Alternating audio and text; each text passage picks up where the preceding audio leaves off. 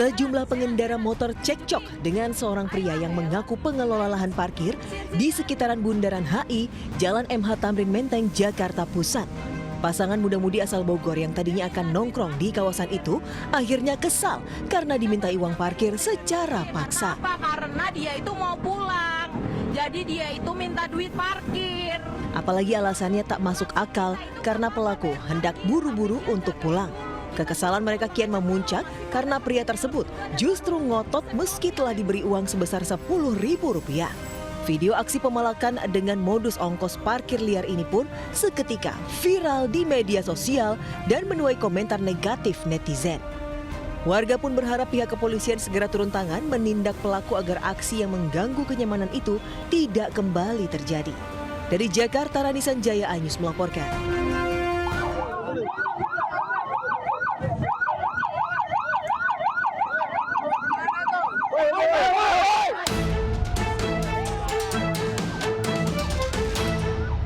Seorang pria mabuk diamankan warga lantaran mengganggu para pengguna jalan di daerah Durensawit, Jakarta Timur.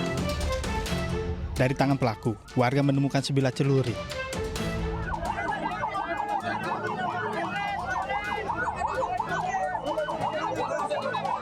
Menurut warga, pelaku yang mabuk menghadang pengendara motor yang tengah melintas di jalan dengan membawa senjata tajam jenis celurit.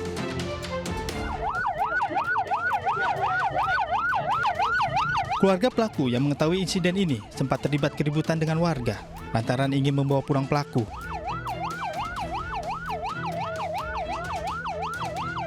Petugas kepolisian dari sektor Durensawit pun berhasil melerai dan membawa pelaku ke kantor polisi. Dari Jakarta, Mifatul Gani, iNews melaporkan.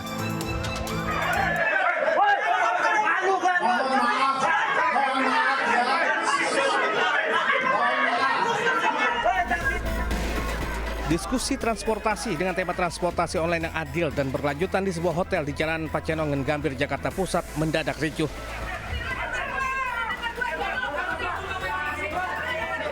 Anggota komunitas ojek online yang berbeda pendapat melayangkan interupsi kepada pembicara hingga mengundang reaksi protes. Akibatnya, diskusi harus dihentikan sejenak. Kericuhan berlanjut hingga keluar hotel. Kedua masa komunitas ojol terlibat aksi adu mulut hingga harus dibubarkan paksa polisi. Dalam diskusi tersebut, Dirjen Perhubungan Darat Kemenhub menghadirkan perusahaan aplikator, pengamat transportasi dan perwakilan beberapa komunitas ojol. Selain menolak wacana dijadikan buruh, komunitas ojol juga meminta kenaikan tarif dan potongan aplikasi maksimal 10%. Dari Jakarta, Rani Sanjaya iNews melaporkan.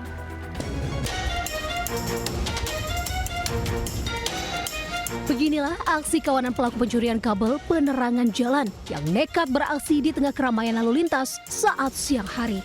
Para pelaku yang berjumlah 5 orang terlihat sedang menggali tanah dan mencongkel paving blok di pinggir jalan Jampea, Koja, Jakarta Utara. Polisi yang mendapatkan laporan langsung bergerak cepat dan menangkap 5 orang pelaku berinisial FA, 29 tahun, IS, 28 tahun, MY, 34 tahun, HF, 36 tahun, dan JA, 21 tahun di kawasan Koja, Jakarta Utara. Sejumlah barang bukti kabel bawah tanah berukuran besar yang sudah dipotong turut disita petugas. Pencurian kabel dari penerangan jalan umum. Dan itu dilakukan oleh 5 orang dan saat ini sudah berhasil kami tangkap. Saat ini sudah diproses di unit Jatanras Polres Metro Jakarta Utara. Akibat aksi para pelaku ini membuat jalan raya dari Koja menuju Pelabuhan Tanjung Priok, Jakarta Utara sempat menjadi gelap karena matinya lampu penerangan jalan tersebut. Di Jakarta, Sofyan Firdaus melaporkan. Kecanduan bermain judi online, seorang pria melakukan aksi penipuan berkedok sebagai jasa desain interior rumah di Bogor, Jawa Barat. Sementara itu di Jakarta Barat, polisi membongkar sindikat pemalsu oli.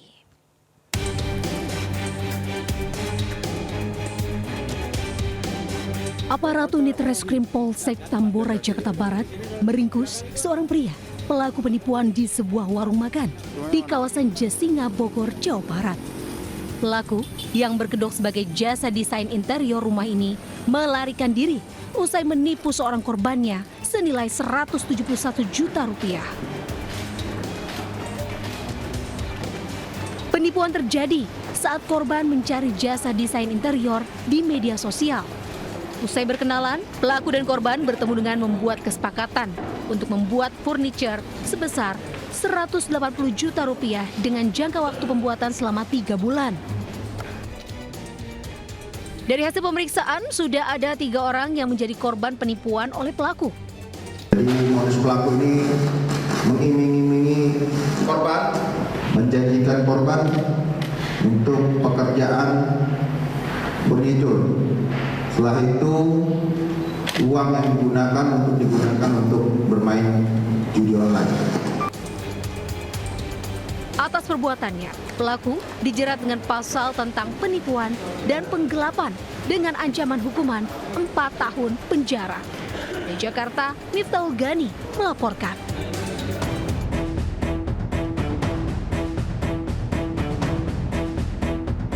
Empat orang tersangka sindikat oli palsu ini diamankan unit Krimsus Polres Metro Jakarta Barat. Mereka ditangkap di rumah produksi oli palsu wilayah Kembangan, Jakarta Barat. Sejumlah barang bukti label dan oli bekas serta mesin pembuat botol turut diamankan. Sindikat pemalsu oli mesin kendaraan sepeda motor dan mobil ini beroperasi sejak 5 tahun lalu dengan keuntungan mencapai lebih dari 3 miliar rupiah. Mereka meracik oli palsu ini menggunakan oli bekas yang dicampur parafin lalu dikemas menggunakan merek ternama. Para pelaku melakukan produksi dan perdagangan produk oli mobil dengan bahan oli bekas yang sudah dilakukan penyaringan secara manual maupun secara elektronik, kemudian dicampur dengan cairan parafin. Kemudian dimasukkan ke dalam wadah kemasan oli yang diberi merek. Keempat tersangka dijerat pasal berlapis dengan hukuman lebih dari 10 tahun penjara dan denda hingga miliaran rupiah. Dari Jakarta, Miftahul Gani melaporkan. Ya, pemirsa, selebgram Erika Karlina mendatangi Polda Metro Jaya terkait laporan dugaan pengancaman dan penyebarluasan data pribadi yang dilakukan mantan kekasihnya.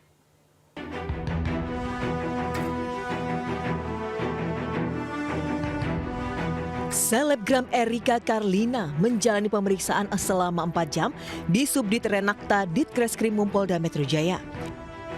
Erika diperiksa atas laporannya terkait dugaan pengancaman dan penyebarluasan data pribadi miliknya yang dilakukan oleh mantan kekasihnya DJ Panda. Dalam pemeriksaan kali ini Erika tidak didampingi oleh keluarga, kerabat maupun kuasa hukumnya ini. Erika mengatakan ancaman tersebut ada di dalam grup fanbase mantan kekasihnya yang beranggotakan 500 orang. Erika juga menduga informasi kehamilannya yang selama ini ditutupi disebar oleh mantannya di grup tersebut. Saksi-saksi yang tadi pada datang kan, jadi aku temuin juga. Saksinya siapa aja, Mbak? Saksinya siapa aja? Saksinya ada 2 orang dari grup yang 500 orang itu. Dari kalangan artis juga? Supportnya ya Brevi semangatin aku terus sih.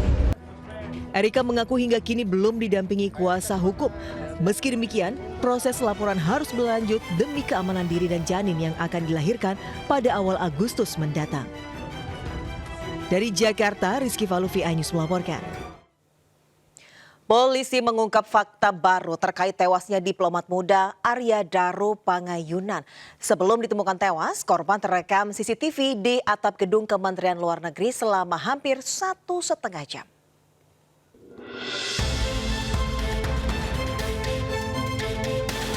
Rekaman CCTV mengungkap bahwa korban sempat berada di area rooftop lantai 12 gedung Kementerian Luar Negeri pada malam sebelum kematiannya. Korban terekam CCTV berada di rooftop gedung selama hampir 1,5 jam. Polisi menyebut penyelidikan memakan waktu lebih lama karena sampel dan barang bukti diperiksa secara laboratorium. Polisi juga memeriksa 20 titik CCTV dan menggandeng sejumlah ahli. Diduga korban berada di rooftop lantai 12 gedung Kemenlu. Kemudian penyelidik mendapatkan fakta bahwa berdasarkan pengamatan CCTV tersebut, awalnya korban naik membawa tas gendong dan tas belanja. Kemudian saat turun korban sudah tidak membawa tas gendong dan tas belanja. Dari rekaman CCTV saat naik ke rooftop, korban membawa 2 buah tas. Namun saat turun gedung, korban tidak lagi membawa barang bawaannya tersebut. Tim Liputan iNews melaporkan. Bareskrim Polri meningkatkan status penyelidikan menjadi penyidikan dalam kasus beras oplosan. Sebanyak 201 ton beras kemasan 5 kg disita.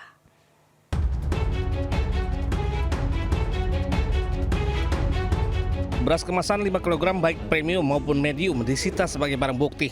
Hingga saat ini Polri mengklaim telah menemukan 3 produsen dan 5 merek beras yang ditemukan menjual produk tidak sesuai mutu di kemasan. Nama-nama ini berpotensi bertambah karena proses penelitian di laboratorium masih dilakukan. Namun sampai dengan hari ini kita baru mendapatkan 9 merek dan 5 merek yang sudah ada hasilnya, yaitu beras premium yang tidak memenuhi standar mutu. Sehingga kita lanjutkan untuk membuat laporan polisi tersebut. Diketahui polisi juga telah menggeledah kantor gudang produsen beras PT FS Jakarta Timur, Subang, dan gudang PT PIM di Serang, Banten. Tim Liputan iNews melaporkan. Kita ke informasi selanjutnya, pemirsa. Viral di media sosial aksi pencurian sepeda motor di Tenjo, Kabupaten Bogor, Jawa Barat. Sementara itu seorang mama terekam kamera saat membobol toko di Pasar Perak, Jombang, Jawa Timur.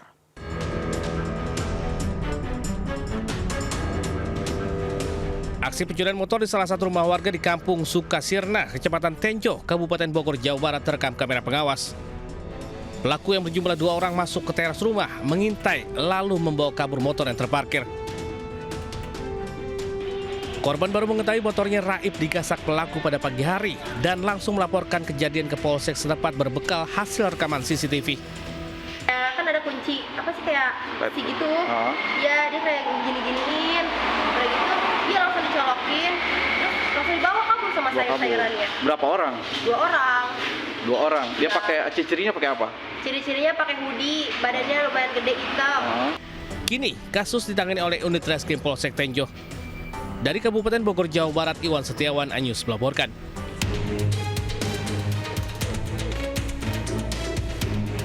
Kamera CCTV merekam aksi mak-mak yang membobol toko di Pasar Perak, Kecamatan Perak, Kabupaten Jombang, Jawa Timur.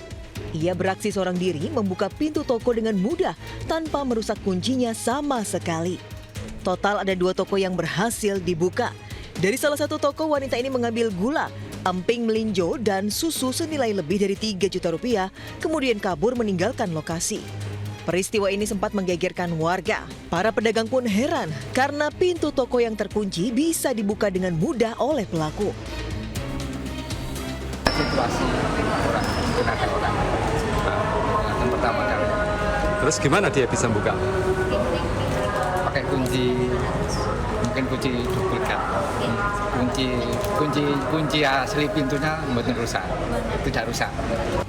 Berbekal rekaman CCTV, kasus pencurian ini sudah dilaporkan korban ke kantor polisi. Korban berharap pelakunya bisa segera ditangkap. Dari Jombang, Jawa Timur, Mukhtar Bagus, iNews melaporkan. Pemirsa, oknum personil polisi digerebek istri sah di rumah wanita selingkuhannya. Sementara itu seorang adik menganiaya abang kandungnya hingga tewas setelah terlibat cekcok. Sudah ditangkap propam, Bang. Sudah ditangkap propam. Seorang istri menggerebek suaminya yang merupakan oknum anggota polisi di rumah selingkuhannya di Tanjung Balai, Sumatera Utara. Wanita terduga selingkuhan suami tersebut sempat membantah kalau suaminya tidak berada di rumah. Rumah itu pun digeledah anggota propam. Oknum polisi itu ditemukan bersembunyi dalam kamar. Ini dia, Pak. Ini dia. Selanjutnya oknum polisi berpangkat brigadir itu dibawa ke Mapolres Tanjung Balai oleh personel propam Polres Tanjung Balai. 2 hari nggak pulang ke rumah dengan alasan piket. Katanya pada jam 5 hari Selasa 22 Juli klien kami mendapati kabar bahwasanya dia menginap di salah satu rumah perempuan, yaitu selingkuhannya yang bernama inisial I. Kejadian telah dilaporkan secara resmi ke Propam Polres Tanjung Balai. Oknum polisi itu dituding melakukan tindak pidana perzinahan karena status istri pelaku masih dalam ikatan perkawinan. Dari Tanjung Balai, Sumatera Utara, Ulil Amri Ainus melaporkan.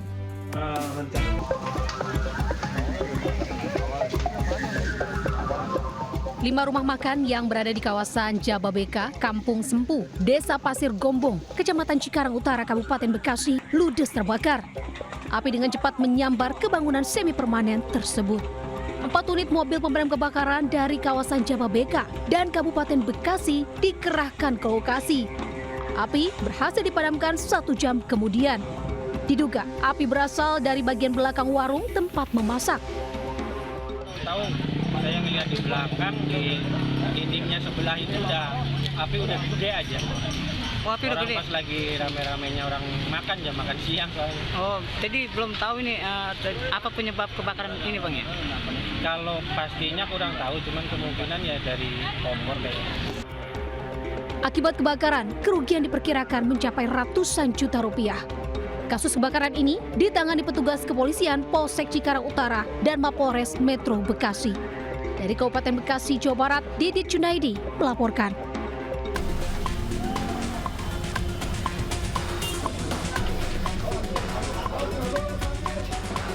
Kebakaran melanda di kawasan Jatinegara Barat, Kecamatan Jatinegara, menghanguskan 4 kios dan 1 gudang penyimpanan.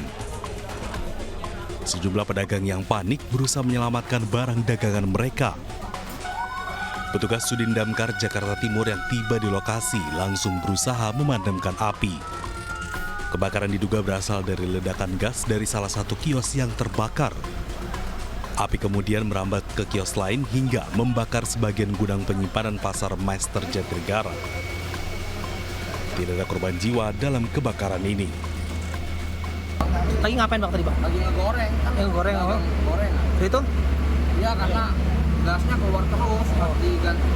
Gas kita habis, masuk diganti apa kagak? Gasnya keluar terus. Peristiwa kebakaran sempat menimbulkan kemacetan di ruas Jalan Jatinegara Barat. Petugas mengalihkan arus kendaraan yang menuju Matraman ke ruas Jalan Jatinegara Timur. Dari Jakarta, Rio Manik, iNews melaporkan. Pemirsa, pelaku pembagian minuman keras dalam event lomba lari akhirnya diberikan sanksi oleh Pemkot Bandung. Ada 2.005 botol miras yang ditemukan dan dijadikan barang bukti di persidangan nanti.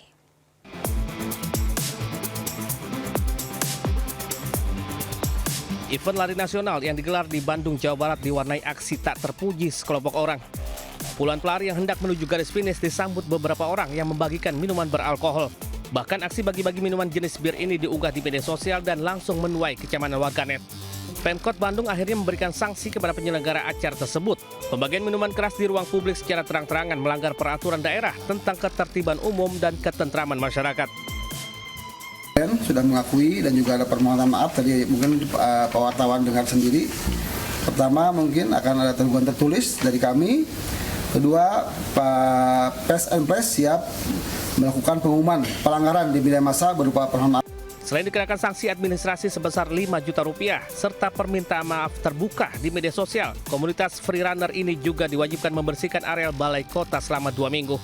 Dari Bandung, Jawa Barat, Billy Maulana, Fikran, iNews melaporkan. Eksekusi bangunan sekolah dan rumah di Kota Bengkulu diwarnai kericuhan. Pemilik menolak eksekusi dan dengan sengaja membakar rumahnya sendiri. Bukan di sini, bukan di lapangan. Kan sudah, masih ada upaya hukum. Inilah upaya hukumnya, gugatannya sudah. Ya sidang artinya nggak boleh dieksekusi. Nanti dieksekusi ketika sidang setelah dilakukan. Putusan belum selesai. Proses eksekusi lahan sekolah PAUD dan 1 rumah di Jalan Raden Patah, Kota Bengkulu diwarnai kericuhan. Keluarga termohon sempat menghalang-halangi proses eksekusi hingga terjadi adu mulut dengan jurusita Pengadilan Negeri Bengkulu.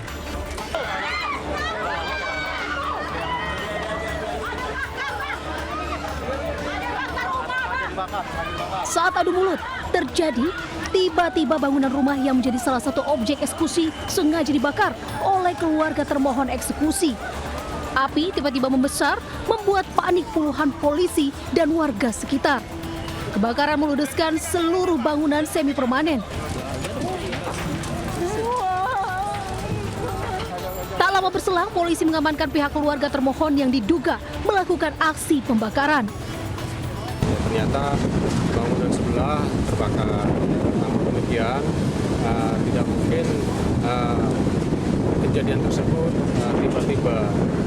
Kami sebarkan teman-teman intel untuk berbagai apa penyebab jadi kebakaran ini. Ternyata ada unsur kesengajaan. Meski sempat terhambat akibat terjadi kebakaran, jurusita Pengadilan Negeri Bengkulu tetap mengeksekusi dengan merobohkan bangunan dan mengosongkan lahan. Dari Kota Bengkulu, Endro Duirawan melaporkan.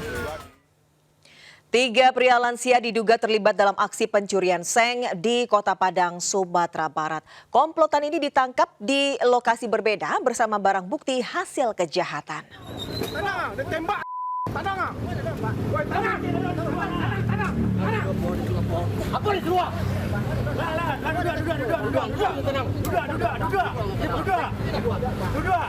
Ketika pelaku pencurian ditangkap tim Opsnal Satreskrim Polresta Padang dari 3 lokasi berbeda di kawasan Kecamatan Koto Tangah, Kota Padang.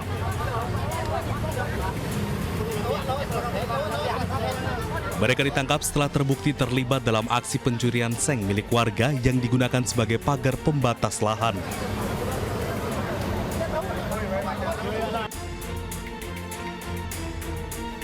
Dari tangan pelaku, polisi menyita 1 unit beca motor yang digunakan saat beraksi, serta barang bukti seng hasil curian yang telah dijual kepada seorang penada. Aksi ketiga pelaku menyebabkan kerugian cukup besar bagi korban mencapai 9 juta rupiah karena kehilangan 40 kodi seng. Modus pelaku dengan mengaku sebagai pemilik lahan yang sudah dibatasi dengan seng oleh korban. Dengan berpura-pura membuat sengketa, pelaku dan komplotannya mencuri seng pembatas lahan tersebut dan dijual ke penada.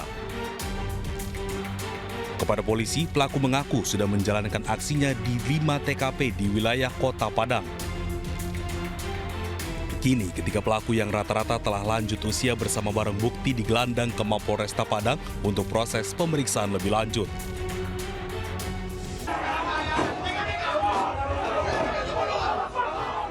Kericuan mewarnai aksi unjuk rasa nelayan di alun-alun Parigi, Kabupaten Pangandaran.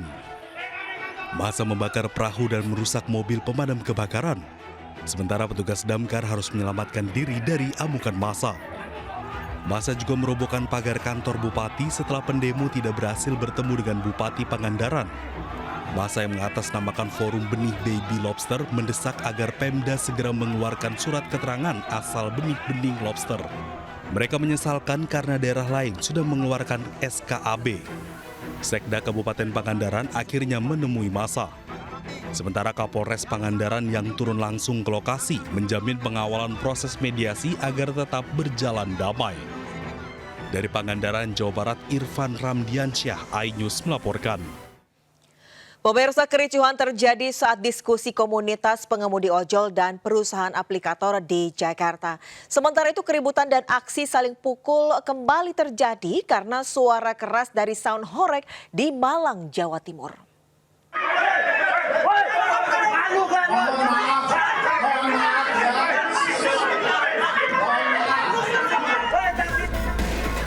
Diskusi transportasi dengan tema transportasi online yang adil dan berlanjutan di sebuah hotel di Jalan Pacenongan, Gambir, Jakarta Pusat mendadak ricuh.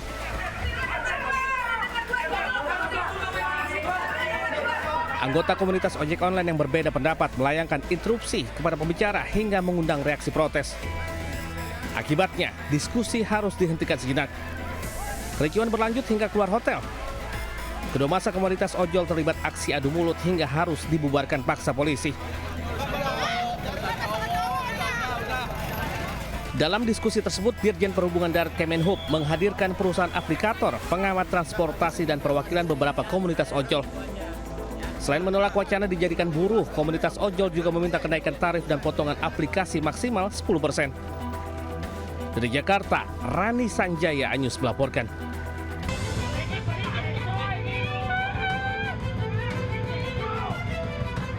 Kericuhan dan aksi saling pukul antara warga dengan peserta karnaval terjadi saat perayaan bersih desa Kelurahan Mukiorejo, Sukun, Kota Malang.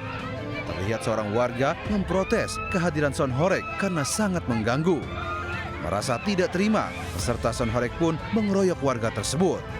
Pemerintah Kota Malang sangat menyesalkan kejadian ini. Pemkot Malang pun masih menunggu regulasi dari Pemprov Jatim terkait penggunaan sound horeg di Kota Malang. Sudah kita larang, kemarin sudah saya sampaikan. Tentunya aturan terkait horeg di Kota Malang kan sudah jelas. Ya, nanti kita akan detilkan lagi, kita akan tegaskan lagi. Sementara itu menurut pelaku budaya setempat, saat ini penggunaan sound horeg sudah tidak sesuai peruntukannya. Dari Malang, Jawa Timur, Denny Irwansyah melaporkan. 2 hektar ladang ganja dimusnahkan petugas Badan Narkotika Nasional Provinsi BNNP Sumatera Utara di perbukitan Torsi Hite, Mandailing Natal, Sumatera Utara. Ladang ganja yang sudah hampir dipanen pemiliknya tersebut langsung dimusnahkan petugas.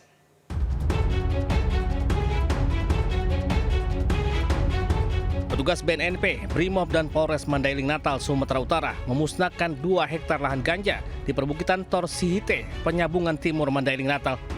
Di lokasi ini total ada 20.000 batang pohon ganja siap panen berusia 4 hingga 5 bulan. Meski berhasil memusnahkan tanaman ganja, namun kali ini petugas kembali gagal menangkap pemilik ladang. Penemuan ladang ganja di wilayah ini sudah 3 kali dilakukan petugas dalam kurun waktu 1 bulan terakhir. Petugas akhirnya membakar lahan untuk memutus peredaran ganja di wilayah Mandailing Natal. Dari Mandailing Natal, Sumatera Utara, Husein Lubis, Anyus melaporkan. Iya, sementara itu upaya penyelundupan benih lobster senilai 38 miliar rupiah digagalkan polisi di Bandara Soekarno-Hatta, Tangerang, Banten.